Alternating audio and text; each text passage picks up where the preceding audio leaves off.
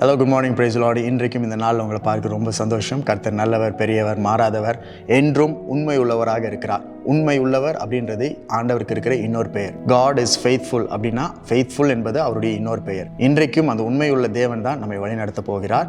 இந்த நாளிலும் தேவன் நம்மளுக்கு தம்முடைய வார்த்தையின் வெளிப்பாடுகளையும் வல்லமையும் கொடுத்து உற்சாகமாய் நம்மை நடத்த போகிறார். அதற்காக ஆண்டவருக்கு நன்றி செலுத்துவோம். சங்கீதம் 126 முதல் 2 வசனங்களை வாசிப்போம். சியோனின் சிறையிருப்பை கர்த்தர் திருப்பும் போது சொப்பனம் காண்கிறவர்கள் போல் இருந்தோம். அப்பொழுது நம்முடைய வாய் நகைப்பினாலும் நம்முடைய நாவு ஆனந்த சத்தத்தினாலும் நிறைந்திருந்தது. அப்பொழுது கர்த்தர் இவர்களுக்கு பெரிய காரியங்களை செய்தார் என்று புறஜாதிகளுக்குள்ளே சொல்லிக் கொண்டார்கள். We have come to the end of this month. So let's end this month with a high note. மாதத்தின் முடிவுக்கு வந்துட்டோம். ஆகவே இந்த மாதத்தை நம் மகிமையோடு முடிக்க போகிறோம். அதற்காக இந்த வசனத்தை ஆண்டவர் கொடுத்திருக்கிறார். கர்த்தர் சீயோனின் சிறையிருப்பை திருப்பும் போது சொப்பனம் காண்கிறவர்கள் போல் இருந்தோம்.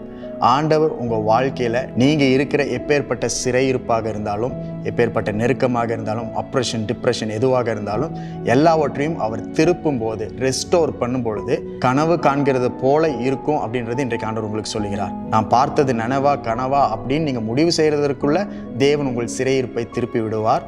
நீங்கள் இதுவரைக்கும் கண்ட எகிப்தியனை இனி காணப்போவது கிடையாது.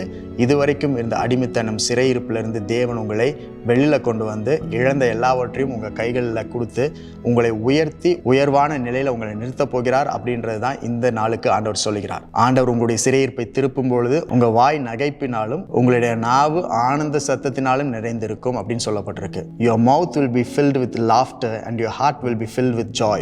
நகைப்பு, ஆனந்த சத்தம், அதாவது இதுவரைக்கும் வாழ்க்கையில் உங்களால் சிரிக்கவே முடியாத ஒரு நிலையில் இருந்தீங்கன்னா, மகிழ்ச்சியாக இருக்கவே முடியாதுன்ற ஒரு நிலைமையில நீங்க இருந்துட்டு இருந்தீங்கன்னா, ஆண்டவர் உங்கள் வாழ்க்கையினுடைய நிலையை திருப்புகிறார். அப்போ உங்களால் கண்ட்ரோல் பண்ண முடியாத அளவுக்கு நகைப்பும் சிரிப்பும் ஆனந்த சத்தமும் மகிழ்ச்சியும் உங்களை நிரப்பும் அப்படின்றதான் தேவன் தீர்க்க தரிசனமாய் சொல்லுகிறார். ஆண்டவர் உங்களுடைய சிறையிருப்பை திருப்பும் பொழுது புறஜாதிகள், மற்ற மக்கள், உங்களை சுற்றி இருக்கிறவங்க, வேலை செய்கிற இடத்துல, படிக்கிற இடத்துல, பிஸ்னஸ் செய்கிற இடத்துல, வீட்டு அக்கம் பக்கத்தில் இருக்கிறவங்க என்ன சொல்லுவாங்கன்னா, கர்த்தர் இவங்களுக்கு பெரிய காரியத்தை செய்தார் அப்படின்னு தேவனை புகழ்வார்கள்.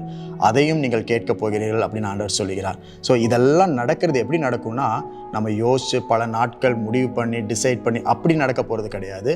தேவன் செய்யும் பொழுது சொப்பனம் காண்கிறத போல, கனவு காண்கிறத போல தான் இருக்கும்.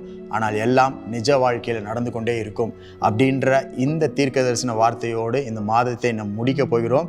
இந்த மாதத்தினுடைய நிறைவு தான் அடுத்த மாதத்தினுடைய துவக்கமாக இருக்கிறது. So we're going to start from this promise and this prophecy. வருகிற நாட்களில் தேவன் செய்ய போகிற பிரம்மாண்டமான காரியத்தை பார்த்து அவருக்கு நன்றி செலுத்துவோம். இன்றைக்கும் இந்த புதிய நாள் ஆண்டவர் நம்முடைய வாழ்க்கையில் கொடுத்திருக்கிறார். அவருக்கு நன்றி செலுத்தி நாள் முழுவதும் மகிழ்ச்சியில் நான் நிறைந்திருப்போம். தேவனை துதித்து கொண்டே இருப்போம். தேவன் பெரியவர், அவர் பெரிய காரியங்களை உங்கள் வாழ்க்கையில் செய்வார்.